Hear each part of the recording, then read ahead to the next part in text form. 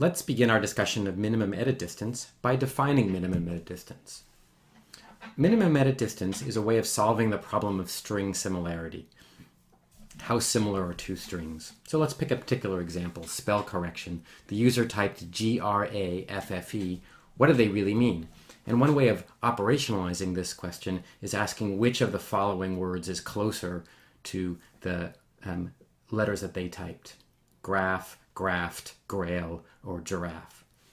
The problem of string similarity comes up also in computational biology, where we have sequences of nucleotides, A, C, G, T, we're trying to align, and a good alignment should be able to tell us that two particular sequences, perhaps from two samples, line up in a certain way with some amount of error.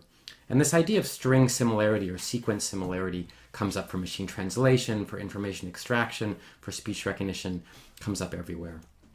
So let's define edit distance. The minimum edit distance between two strings is the minimum number of editing operations, insertion, deletion, and substitution, that are needed to transform one into the other. And we generally use these three editing operations, insertion, deletion, and substitution.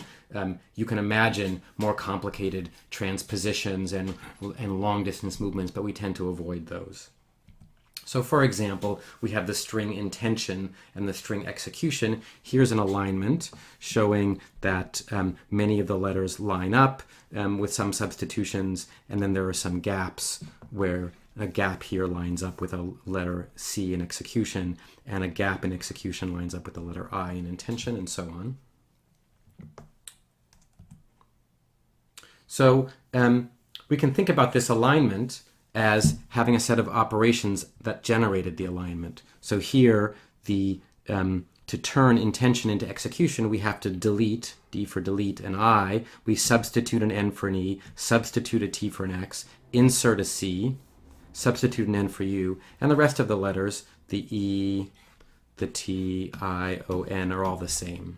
So the edit distance, if each operation is 1, is 5. There's 5. We had to do 5 things to turn intention into execution. If substitutions cost 2, this is called Levenshtein distance. In Levenshtein distance, insertions and deletions cost 1, but substitutions cost 2, and now the distance between these two strings is 8. In computational biology, we've seen sequences of bases, and our job is to figure out that this A aligns to this A, and this G to this G, and maybe this T, A and T, and C, A, C, and so on. This C to here, so we can see that there's some kind of insertion there, and we can represent, again, that alignment between characters by showing this aligned string of symbols. So the task is, given two sequences, align each letter to a letter in a gap. That's our task in biology. Edit distance comes up all over the place. In machine translation, for example, we'd like to measure how well a machine translation system does. So let's suppose that our machine translation system represented some sentence, maybe translated from Chinese, as the spokesman said the senior advisor was shot dead. And some human expert translator said it should have been spokesman confirmed senior government advisor was shot. So we can measure the difference between these two by saying how many words changed. Confirms was substituted with said. Words that were inserted, the, and words and dead. And words that were deleted, government. So a way of measuring how good our machine translation is by comparing it to humans.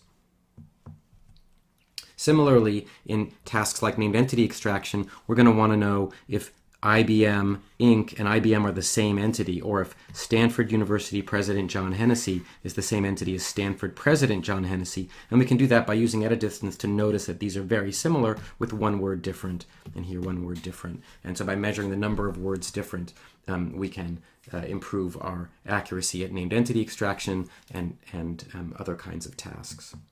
All right, so how are we going to find this minimum edit distance? Our intuition for the algorithm is to search for a path, and by path we mean a sequence of edits from the start string to the final string. So we'll start with an initial state, so that will be the word we're transforming. We'll have a set of operators, insertion, deletion, substitution. And we'll have a goal state, that's the word we're trying to get to. And finally, we'll have a cost for the path of getting there, and that's the thing we're trying to minimize. So that's the number of edits. That's our path cost.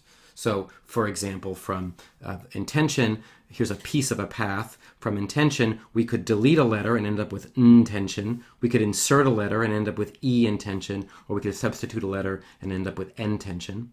So these are pieces along a path that would go from intention all the way off the screen here into all the possible ways you can transform intention into something. So this space of all possible sequences is enormous. So we can't afford to navigate naively in this sequence.